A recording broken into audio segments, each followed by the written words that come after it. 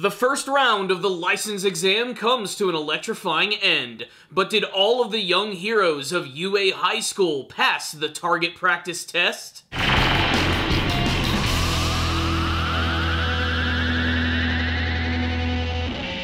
Greetings, my friends, and welcome to another review of My Hero Academia. This episode was awesome. Yes, it was awesome, and you want to know why it was awesome? Because it focused on the side characters of My Hero Academia. I've always praised the fact that My Hero Academia has some of the most likable characters. Well, case in point, this episode right here. There were so many fantastic scenes and battles, and it even ended with a character that I've never really cared for all that much, and that's Yuga Aoyama. The guy with the freaking belly button laser. Yes, he's actually one of the main stars of this episode right here. But let's go ahead and start from the beginning, which immediately picks up with the battle against Seiji Shishikura, who again has the ability to mold his body like clay, his very own flesh. But he can also hurl this flesh at people and transform them into Cronenberg meatballs. First off, this was a surprising battle. I love that they almost made it seem like Katsuki Bakugo again was going to be the guy to take down someone.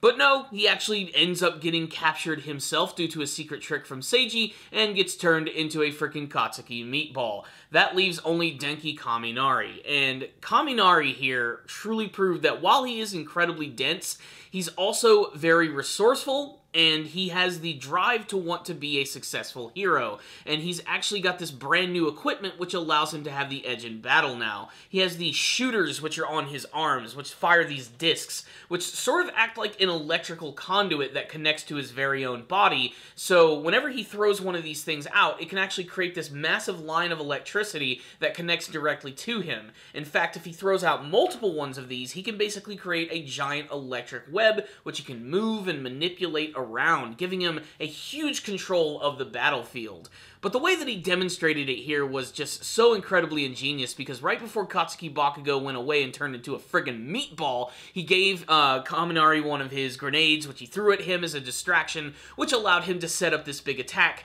get closer to Seiji, and ultimately defeat him in the blaze of glory. This was a really great moment for his character, and dare I say it, Kaminari was straight up badass here. I also gotta mention that both Eijiro Kirishima and Katsuki Bakugo both team up against Seiji, and it's a really great conclusion to this battle. However, when they do defeat him, all these other meatballs start to transform back into the heroes that they are, which leaves them with plenty of targets in order to pass the test, and yes, all three of them do end up passing. The rest of the episode can be described in one word, and that is simply just tense, because they're getting close to the 100 cap of people who are going to be allowed to actually pass this test, and there are still 9 students left from UA High School. Interestingly, however, the episode actually manages to focus on Yuga Aoyama, who's always been kind of a one-note character in the series. He's always had that one character trait where he just loves to be super happy and sparkly and, for a lack of a better word, very vain. However, while Yuga does love flaunting his fabulous persona, he also seems to have some massive insecurities here and doesn't really seem to have a lot of faith in himself when it comes to utilizing his quirk in this big massive battle that's going on. He actually ends up getting found by Tenya Ida, who's desperately going around to try and help all of the students. First and foremost, this scene demonstrates yet again why Tenya Ida is probably my favorite character from the show. While his quirk is really fun and really awesome and a really great battle sequence, his most distinguishing characteristic is his ability to put other people before him. He just wants to see his class pass, and that means him potentially losing.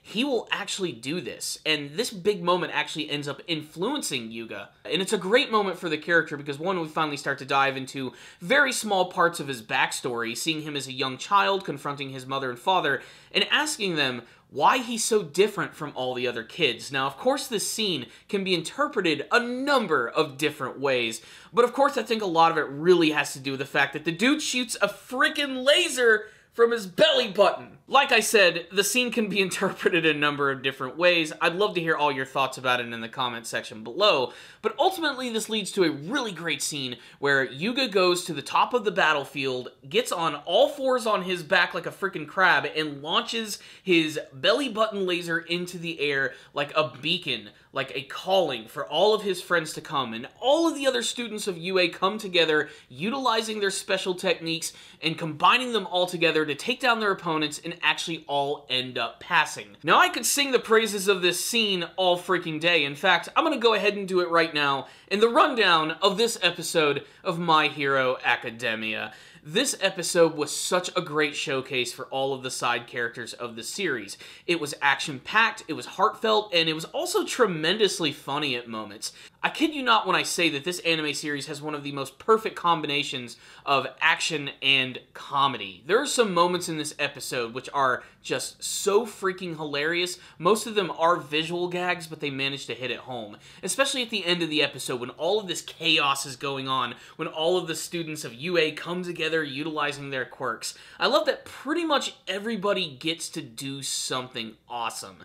Even the goofier ones like Mineta, who is even risking his very own life by constantly using his quirk. You can even see that he's bleeding out here. It's just so messed up. And then, of course, there's Rikido, who in this episode, who doesn't get to do much, but there's a great sight gag where after Minoru has actually, like, sent out his quirk everywhere and everybody's getting stuck to it, you actually have this shot of Rikido picking up this massive rock with this dude stuck to it as he's running across the screen. It's almost blink and you'll miss it, but it's just so ridiculous. I love that we got to see more of Tokiyami Fumikage. The look of his brand new quirk and being able to wrap it around his body is always especially cool. Mina Ashido is still one of my favorite female characters from the show, if only because her personality is just so bubbly fun. Just like Tenya Ida, she was also very influential to Yuga as well, who ended up being an amazing hero in this episode.